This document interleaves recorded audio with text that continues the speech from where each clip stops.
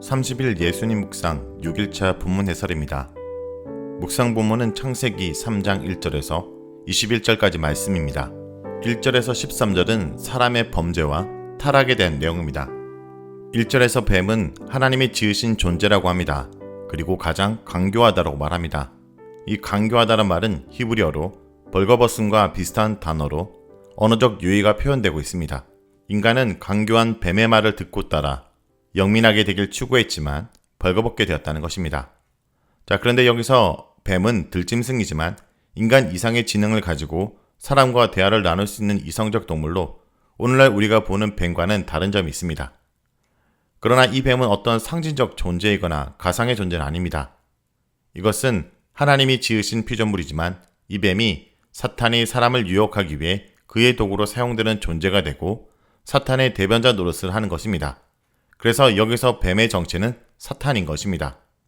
이 사탄인 뱀은 인간을 타락하기 위해 여자를 찾아와 하나님의 말씀을 자의적으로 해석하고 하나님의 선하심과 그의 권위를 의심케 합니다. 하나님은 동산 모든 나무의 열매를 먹지 못하도록 하신 적이 없습니다. 생명나무를 비롯하여 동산에 보기 좋고 먹기도 좋은 나무 열매들을 먹으라고 명령하셨습니다. 그리고 또 다른 명령이 선악을 알게 한 나무 열매는 먹지 말라였습니다. 뱀은 하나님의 말씀을 왜곡함으로 하나님에 대한 신뢰심의 의심을 품게 하고 하나님과 같이 되도록 충동질을 한 것입니다. 그런데 문제는 이 뱀의 왜곡된 질문에 여자도 왜곡된 대답을 합니다. 3, 4절에서 여인의 대답을 보겠습니다. 동산 나무의 열매는 우리가 먹을 수 있으나 동산 중앙에 있는 나무 열매는 하나님 말씀에 너는 먹지도 말고 만지도 말라 너희가 죽을까 하노라 하셨느니라. 여자는 동산 중앙의 나무 열매를 먹지 말라는 말씀에 만지지도 말라라고 하셨다고 덧붙입니다. 또 하나님은 그 열매를 먹으면 반드시 죽으리라고 경고하셨는데 죽을까 하노라라고 말씀하셨다고 왜곡합니다. 하와는 하나님의 경고를 순화함으로써 뱀의 유혹에 마음의 문을 열고 있는 것입니다. 그러자 뱀은 이때를 놓치지 않고 그 틈을 비집고 들어가 하나님과 같이 될 수 있다는 말로 그의 마음을 훔칩니다. 5절에 그것을 먹는 날에 너희 눈이 밝아져 하나님과 같이 되어 선악을 알 줄 하나님이 아심이니라. 이 말은 언뜻 보기에 매우 달콤해 보입니다. 인간이 하나님과 같이 될 수 있다니, 이 선악을 알게 하는 나무 열매만 먹으면 그렇게 된다니 라고 생각했을 것입니다. 그리고 사탄은 이것을 하나님이 가르쳐주지 않는다라는 뉘앙스로 하나님께 서운한 마음마저 들도록 말합니다. 하지만 이 말은 사실 달콤해 보이지만 정말 위험한 유혹입니다. 피조물이 창조주 하나님과 본질적으로 같아질 수 없기 때문입니다. 그렇다면 이 행위는 사실 무엇을 뜻하는 것일까요? 피조물인 인간이 하나님 뜻대로 살지 않고 스스로 하나님이 되고자 하나님을 반역하고 떠나는 선택을 말하는 겁니다. 그러나 인간이 선악과를 먹었다는 것은 하나님 뜻대로 살지 않고 내 뜻대로 살겠다는 것입니다.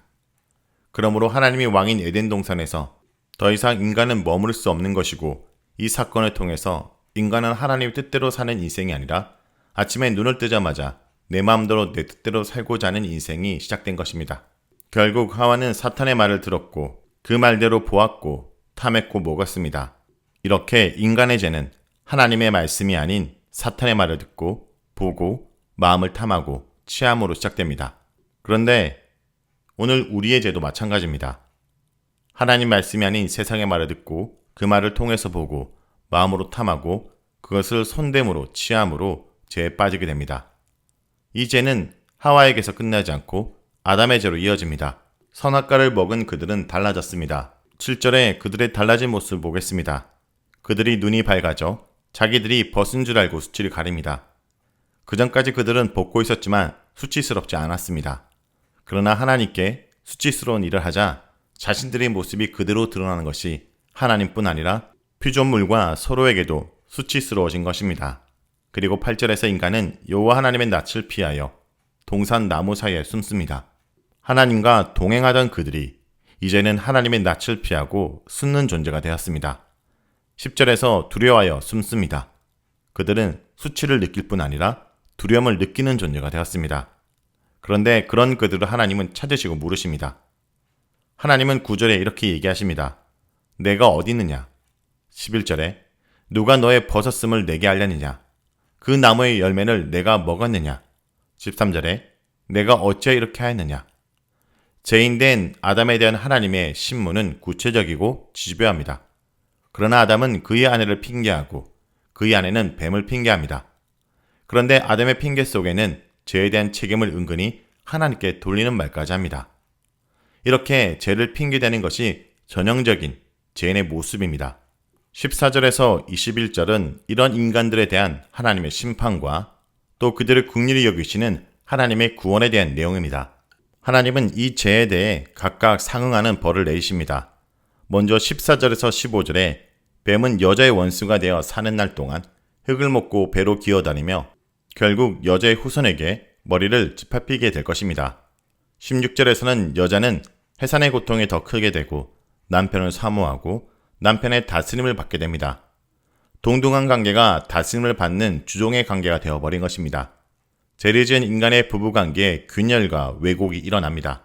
너는 내 뼈 중에 뼈요 살 중에 살이라고 고백했던 사이에 서로 뼈를 때리고 살이 떨리는 말을 하는 관계로 왜곡된 것입니다. 17절에서는 아담에게 평생에 수고하고 땀을 흘려 일해야 먹고 살 수 있도록 하십니다.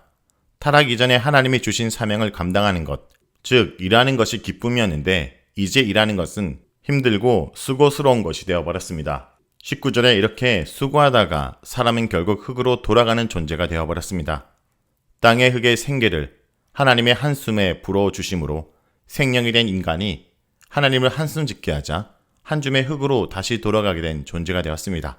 그러나 하나님은 이곳으로 끝내지 않으셨습니다. 하나님은 그들의 죄를 벌한 것이지만 그들을 영원히 버린 것은 아닙니다. 그래서 21절을 보면 죄로 인해 수치를 느끼고 있는 그들에게 가죽옷을 지어 입혀주십니다. 임시적으로 잎사귀옷 대신 오래 견디는 가죽옷을 입혀주신 것은 구약에서 최초로 하나님께서 인간의 죄로 인한 수치를 덮어주시기 위해서 짐승을 희생시킨 사건입니다. 이것은 에덴 동산 바깥의 혹독한 환경에 대비하도록 몸을 보호해 주신 것으로 여전히 하나님께서 그들을 부양자로 자처하시고 앞으로도 인간을 계속 돌보고 교제하시겠다는 의지를 보이신 것입니다. 그리고 이제 앞으로 하나님께서 어떤 구속의 역사를 펼쳐주시지 암시하는 모습이기도 합니다. 죄를 지은 인간의 수치를 인간 스스로 덮은 것이 아니라 하나님이 덮어주시고 회복시켜주는 사건이 예수님의 십자가의 죽음으로 이어지는 것입니다. 여기까지가 창세기 3장 1절에서 21절까지 내용입니다. 본문의 핵심 구절은 창세기 3장 15절과 21절입니다. 먼저 15절입니다. 내가 너로 여자의 원수가 되게 하고 내 후손도 여자의 후손과 원수가 되게 하리니 여자의 후손은 내 머리를 상하게 할 것이요. 21절입니다. 여호와 하나님이 아담과 그의 아내를 위하여 가죽옷을 지어 입히시느니라. 예수님이 우리의 수치를 덮어주실 것입니다. 죄는 우리에게 고통을 주고 우리를 부끄럽게 만들지만 하나님의 은혜는 우리의 부끄러움을 덜어주십니다. 하나님은 벌거벗은 아담과 하와에게 가죽옷을 지어 입혀주셨습니다. 예수 그리스도로 모든 죄의 부끄러움을 덮어주신 하나님의 사랑과 은혜가 구약의 제일 처음인 창세기로부터 이어져 오고 완성된 이야기인 것입니다. 무엇보다 하나님은 심판 가운데도 사람을 향한 구원의 사랑을 함께 보여주십니다. 여자의 후손 가운데 구원자를 주겠다고 약속하신 것입니다. 뱀이 받은 심판의 소식이 사람에게는 구원의 소식이었습니다. 이 구원은 여자의 후손으로 오신 예수 그리스도를 통해서 성취되었습니다. 약속대로 오신 예수님을 믿을 때 우리는 죄의 저주를 이기고 참 생명을 맛보며 살며 더 이상 죄로 인한 수치의 삶에서 벗어날 수 있습니다. 오늘도 우리의 수치를 덮어주신 그 예수 그리스도를 기억하며 더 이상 주님 앞에 부끄럽지 않는 주의 사람으로 살아가길 간절히 기도드립니다.